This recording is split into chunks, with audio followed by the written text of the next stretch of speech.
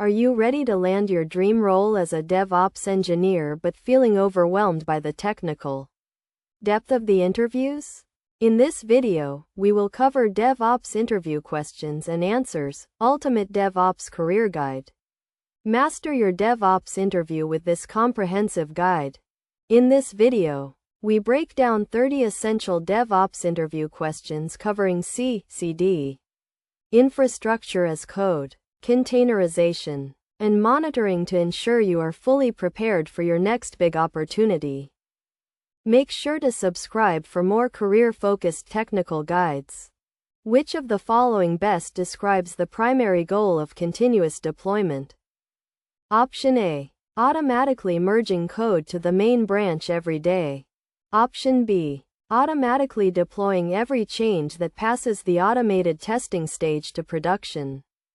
Option C. Ensuring that the code is always in a deployable state, but requiring manual approval. Option D. Automating the build process and unit tests only.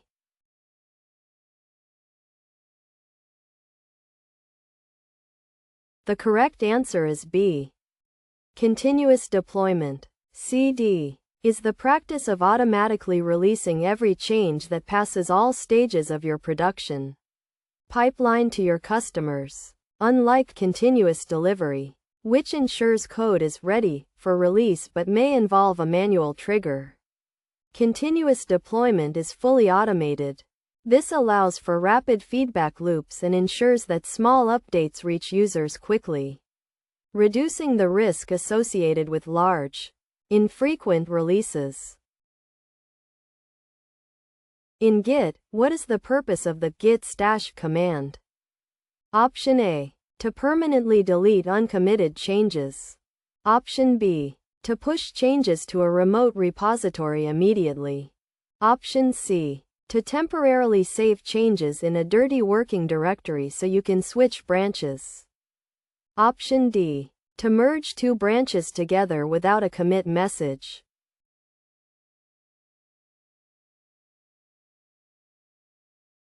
The correct answer is C. The git stash command is used when you have changes in your working directory that you are not ready to commit yet, but you need to switch contexts. Like switching to a different branch to fix a bug.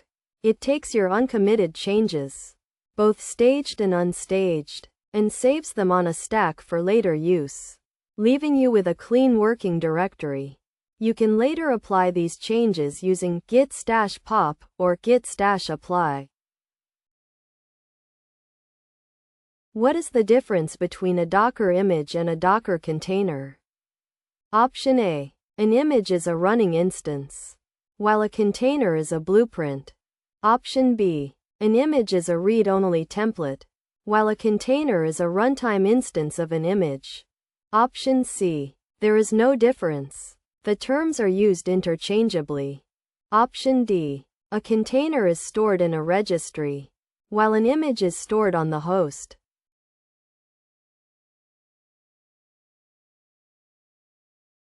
The correct answer is B.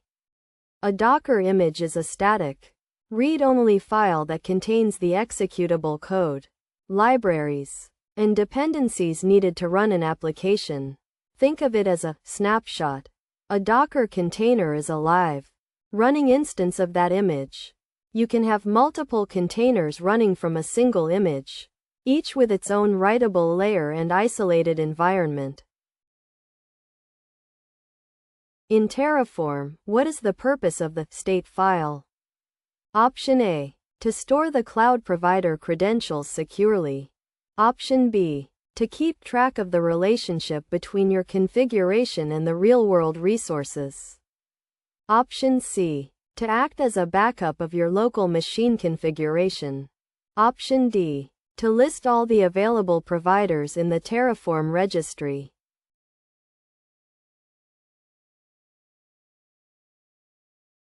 The correct answer is B. The Terraform state file, Terraform, TF state, is a critical component that maps your configuration files to the actual resources created in the cloud. It allows Terraform to determine which changes need to be applied to reach the desired state. Defined in your code. Without the state file, Terraform would not know if a resource already exists or if it needs to be updated or replaced. Which of the following is considered a push-based monitoring system? Option A, Prometheus. Option B, Nagios. Option C, Graphite. Option D, Zabbix.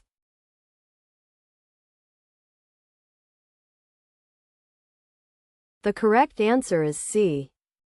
Graphite is a classic example of a push-based monitoring system where applications or agents send push metrics to the monitoring server. In contrast, Prometheus is primarily pull-based, meaning the Prometheus server scrapes metrics from targets at defined intervals. Understanding push versus pull is vital for designing scalable monitoring architectures based on network constraints and application types. In Kubernetes, what does a sidecar container pattern refer to? Option A, a container that runs on a separate node to balance the load. Option B, a secondary container within the same pod that enhances or extends the main container. Option C, a backup container that starts only when the primary container fails. Option D, a container used specifically for scaling the cluster.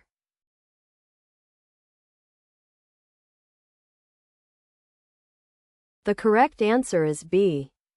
The sidecar pattern involves placing a secondary container in the same pod as the main application container, because they share the same network namespace and storage volumes.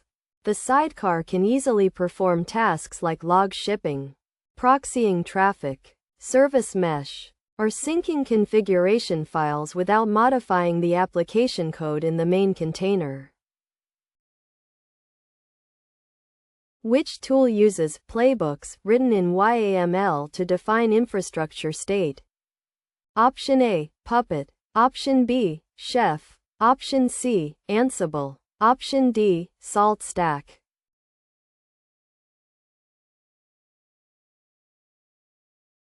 The correct answer is C. Ansible uses YAML files called playbooks to define the desired state of a system. It is agentless, meaning it connects via SSH to execute tasks. This makes it highly popular for configuration management and application deployment due to its simplicity and human-readable format compared to Ruby-based tools like Chef or DSL-based tools like Puppet. What is shift-left security in a DevOps pipeline? Option A, moving security testing to the very end of the production cycle. Option B, integrating security practices and testing earlier in the development lifecycle. Option C, only allowing security audits on the left side of the data center. Option D, delegating all security responsibilities to the developers.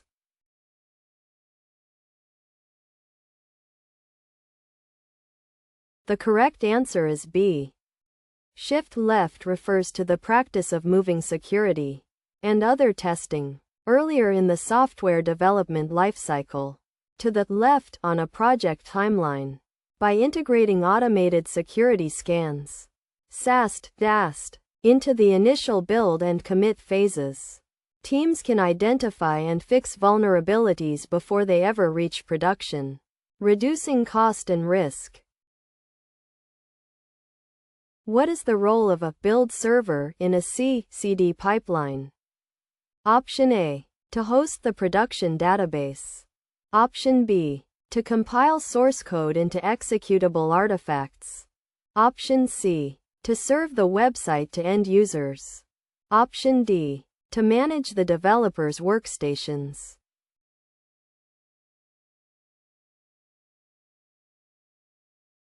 The correct answer is B. A build server, like Jenkins, GitLab Runner, or GitHub Actions Runner, is responsible for taking the source code from a repository, resolving dependencies, and compiling it into a deployable artifact, like a jar, binary, or Docker image. This ensures that the build process is consistent and decoupled from individual developer environments. What is blue-green deployment? Option A. A deployment where the environment is gradually turned green as tests pass. Option B. Two identical production environments. One is live, while the other receives the new version. Option C. A strategy where users are randomly redirected to different versions. Option D. Updating servers one by one until all are on the new version.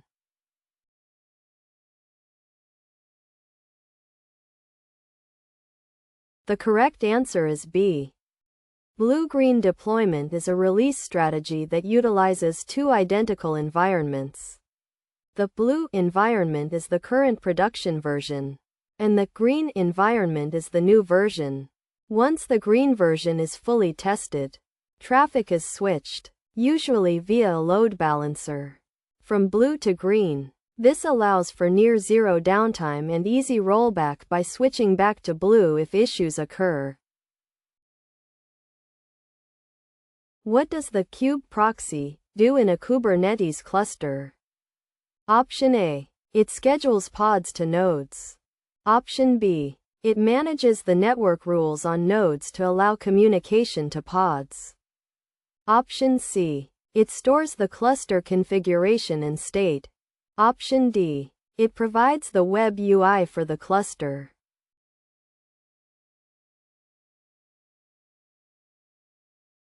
The correct answer is B.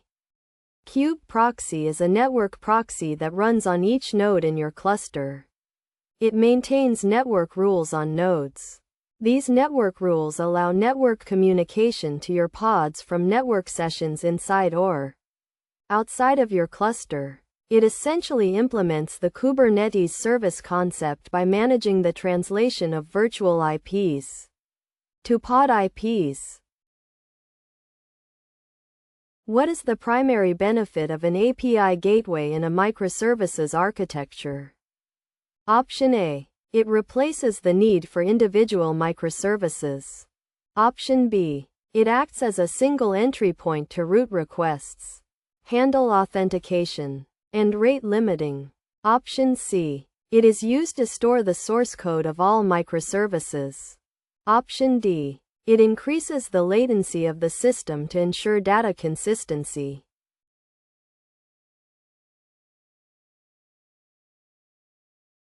The correct answer is B. An API gateway sits between the client and the internal microservices.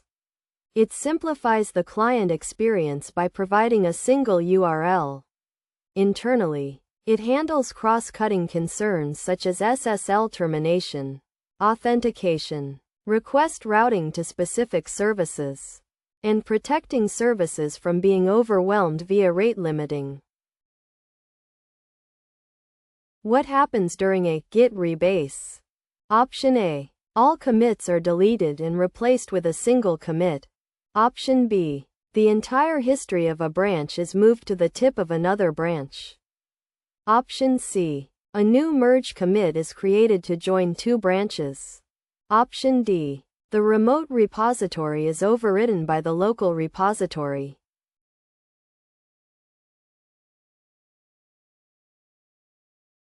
The correct answer is B. Rebasing is the process of moving or combining a sequence of commits to a new base commit. In the context of branches, it rewrites the history so that your changes appear as if they were built directly on top of the latest changes from another branch, usually the main branch, resulting in a cleaner, linear project history. In a Docker file, what is the difference between CMD and entry point? Option A. CMD can be overridden at runtime. Entry point is preferred for making the container an executable. Option B. Entry point is only for shell scripts. CMD is for binaries. Option C. CMD runs at build time. Entry point runs at runtime. Option D. There is no functional difference.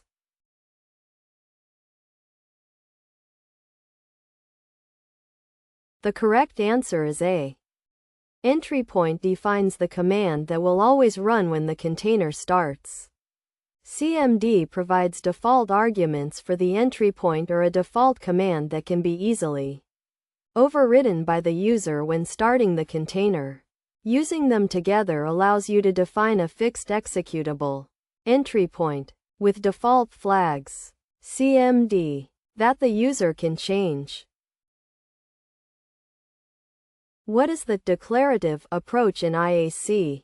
Option A. Writing a script that lists the step-by-step commands to create a server. Option B. Defining the desired end state and letting the tool decide how to achieve it. Option C. Manually configuring the infrastructure via the Cloud Console. Option D. Using a programming language like Java to build infrastructure.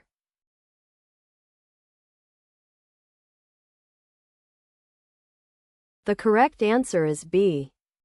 The declarative approach, used by Terraform and Kubernetes, focuses on what the final infrastructure should look like rather than how to build it. The IAC tool analyzes the current state and the desired state, then calculates the necessary steps to reach that goal. This is generally preferred over imperative, procedural scripts, which can be harder to maintain. What does the ELK stack stand for? Option A. Elasticsearch, Logstash, Kibana. Option B. Encryption, logging, kernel. Option C. Elastic Load, Linux, Kubernetes. Option D. Entry-level, Linux, Kafka.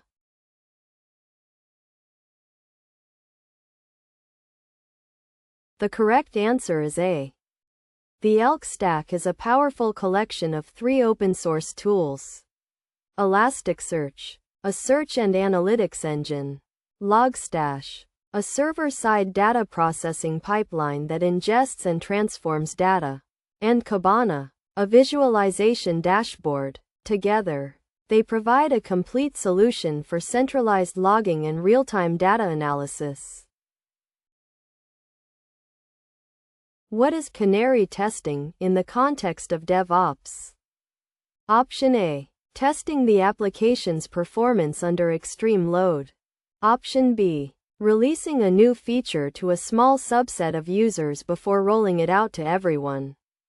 Option C. Testing the hardware components of the server. Option D. An automated test that checks if the database is running.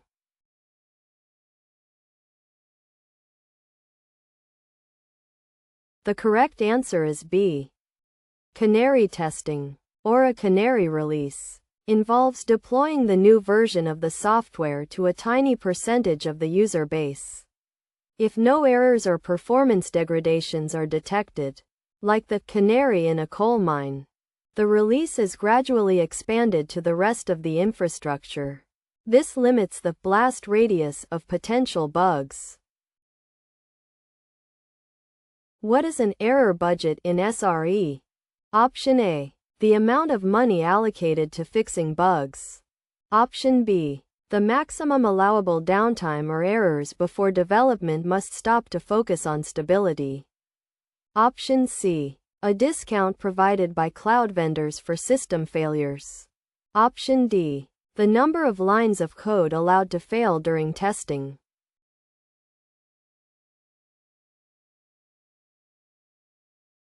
The correct answer is B. An error budget is a fundamental SRE concept derived from a service-level objective. SLO. If an SLO is 99.9% uptime, the error budget is 0.1%. As long as the team stays within that budget, they can release new features quickly. If the budget is exhausted by outages, the team must halt new releases and focus on improving reliability. What is the main purpose of SAST, static application security testing? Option A. To test the application while it is running in production. Option B. To analyze the source code for security vulnerabilities without executing the program. Option C. To check the physical security of the data center. Option D. To perform penetration testing by hacking into the system.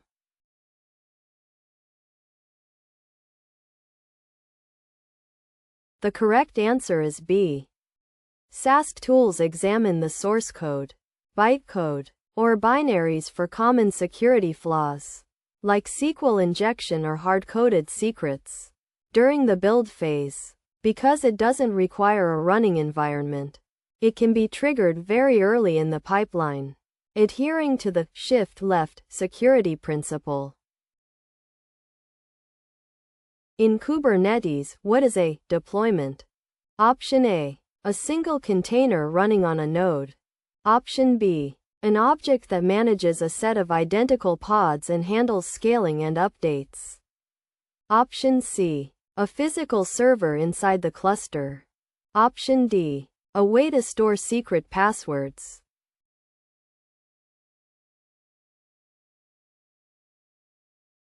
The correct answer is B.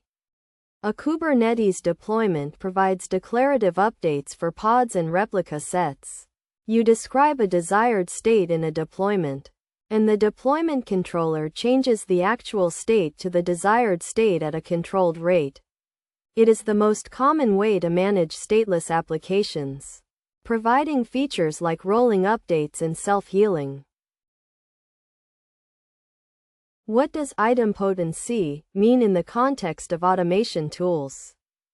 Option A. The script will run differently every time to ensure variety. Option B. The script can be run multiple times, and the end result will always be the same without unintended side effects. Option C. The tool requires a manual password every time it runs. Option D. The tool can only be used on one specific operating system.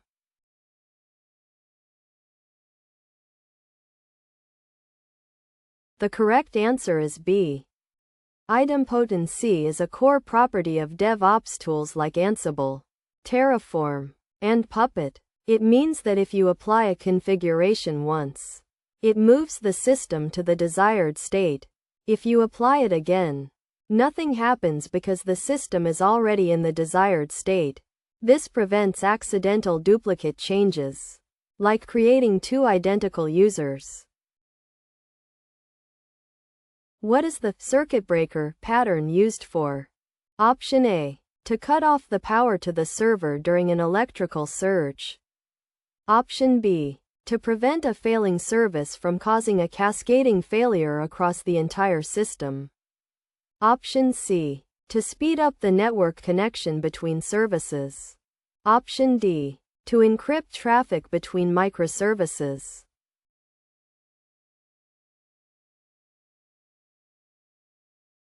The correct answer is B. The circuit breaker pattern is used to detect failures and prevent the system from repeatedly trying to perform an action that is likely to fail.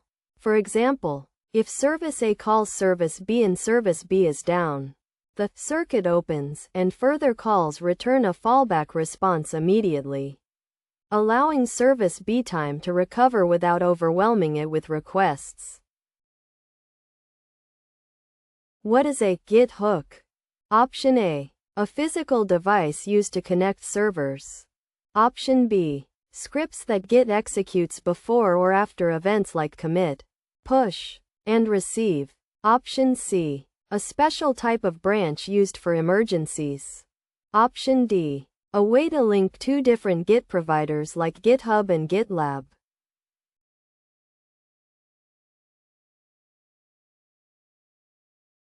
The correct answer is B.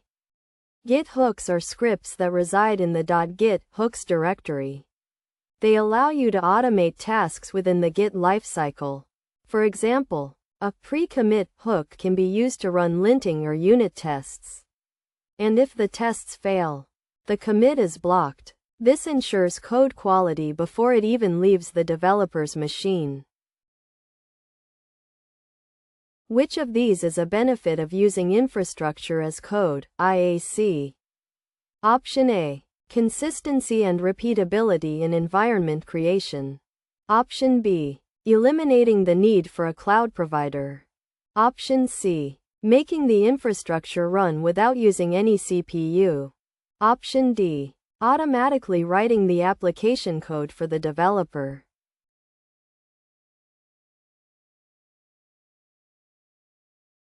The correct answer is A. IAC allows you to treat your infrastructure the same way you treat your application code. This means you can version control it, peer review it, and deploy it consistently across dev, QA, and production environments. This eliminates configuration drift, where environments become different over time due to manual changes. In Jenkins, what is a pipeline as code? Option A. A pipeline that is manually configured in the Jenkins GUI. Option B. Defining the build, test, deploy process in a file. Jenkins file. Stored in the source repository. Option C. A script that writes other Jenkins scripts. Option D. Using Docker to run Jenkins.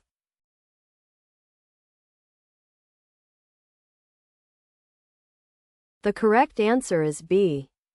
Pipeline as code allows users to define their CI/CD workflow using a Jenkins file.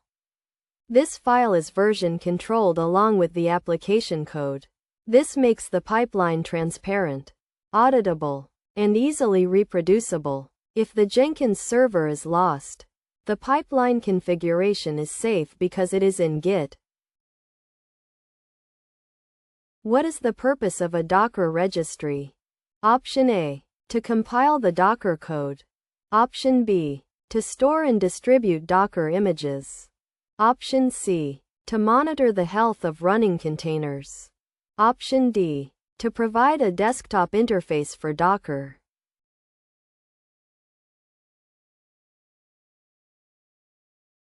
The correct answer is B.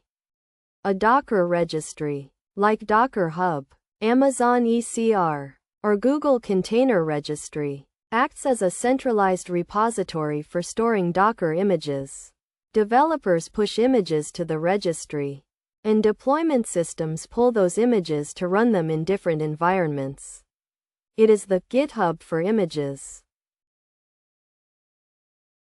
What is an ingress in Kubernetes? Option A. A tool used to delete unused pods. Option B. An API object that manages external access to services in a cluster. Typically HTTP. Option C. A way to connect the cluster to a physical printer. Option D. The process of moving a pod from one node to another.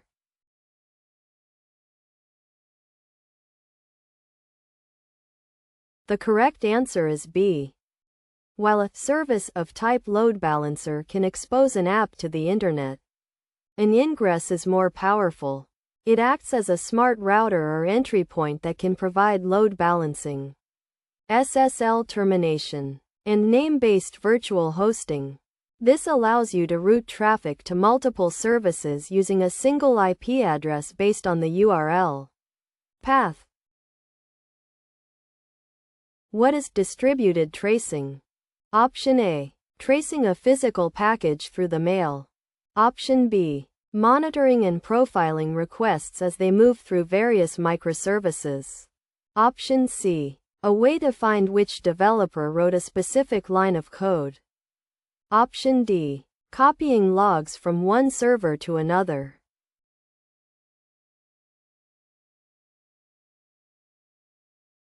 The correct answer is B. In a microservices architecture, a single user request might travel through dozens of different services. Distributed tracing, using tools like Jaeger or Zipkin, assigns a unique ID to that request, allowing engineers to track the path and timing of the request across all services to identify bottlenecks or failures. What is the difference between git fetch and git pull? Option A. Fetch downloads changes but doesn't merge. Pull downloads and merges. Option B. Pull downloads changes but doesn't merge. Fetch downloads and merges. Option C. Fetch is used for new repositories. Pull is for existing ones. Option D. There is no difference.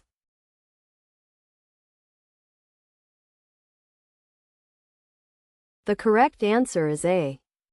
Git fetch only downloads the latest metadata and objects from the remote repository to your local tracking branches. It does not change your local working files. Git pull, on the other hand, is a combination of git fetch followed by git merge. It is generally safer to fetch first to see what has changed before merging it into your work. What is the 12-factor app methodology? Option A. A list of 12 hardware requirements for a server. Option B. A set of best practices for building scalable, maintainable, cloud-native applications. Option C. A security protocol with 12 layers of encryption. Option D. A marketing strategy for cloud providers.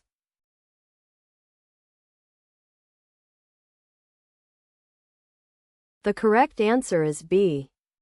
The 12-factor app is a methodology for building software as a service (SaaS) applications. It emphasizes declarative formats for setup automation, clean contracts with the operating system, and suitability for deployment on modern cloud platforms. Factors include codebase, dependencies, config, and stateless processes, which are foundational to DevOps and SRE cultures.